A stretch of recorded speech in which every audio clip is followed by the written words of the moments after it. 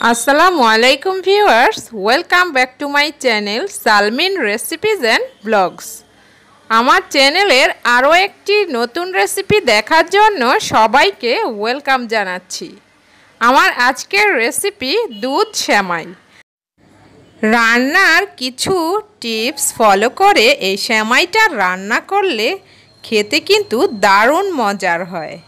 আশা করছি আজকের এই রেসিপিটি আপনাদের ভালো লাগবে, আর ভালো লেগে থাকলে অবশ্যই একটি লাইক দিয়ে দিবেন এবং চ্যানেলটিকে সাবস্ক্রাইব করে পাশে থাকা বেল আইকনটি বাজিয়ে রাখুন।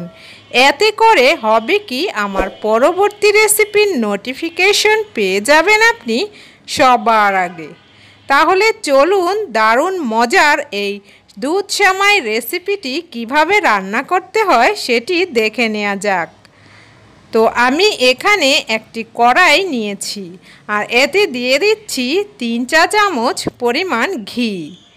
ঘি দেয়া হয়ে গেলে ঘিটা যখন সামান্য একটু গরম হয়ে যাবে, তখন আমি এখানে এই লম্বা সেমাইটাকে গুঁড়ো করে নিয়েছি। এখন এই সেমাইটা আমি ঘিতে ভেজে নিব। তো চুলার আঁচটা আপনাকে এ পর্যায়ে অবশ্যই মিডিয়ামে রেখে তারপর এই সেমাইগুলো ভাজতে হবে।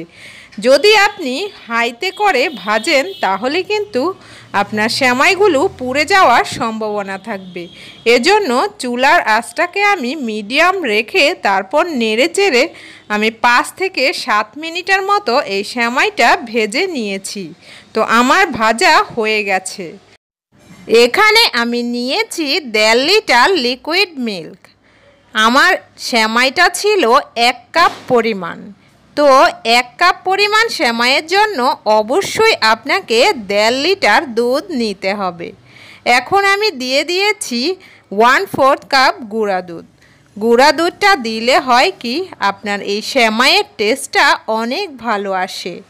তারপর নেড়ে চেড়ে যখন দুধে বলক চলে আসবে তখন ভেজে রাখা সেমাইটা আমি দিয়ে দিচ্ছি। আর এই সেমাইটাতে কিন্তু অবশ্যই একটু দুধের পরিমাণটা বেশি দিতে হয়, না হয় কিন্তু এই সেমাইটা পরে রান্নার পরে জমে যায়। এখন আমি দিয়ে দিচ্ছি 1/4 কাপ চিনি।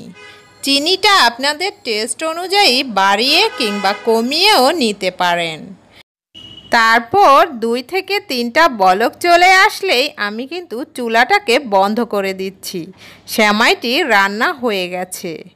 এখন আমি একটি বাটিতে ঢেলে নিচ্ছি।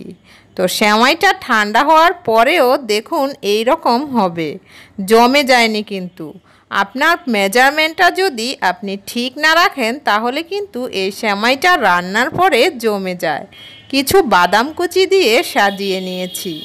তো আজকের রেসিপিটি আপনাদের কাছে ভালো লেগে থাকলে অবশ্যই একটি লাইক দিন। ফ্যামিলি এবং ফ্রেন্ডসদের সাথে ভিডিওটি শেয়ার করে দিতে পারেন। আর কী ধরনের রেসিপি পেতে চান সেটিও জানাতে পারেন। বিদায় নিচ্ছি। আল্লাহ হাফেজ।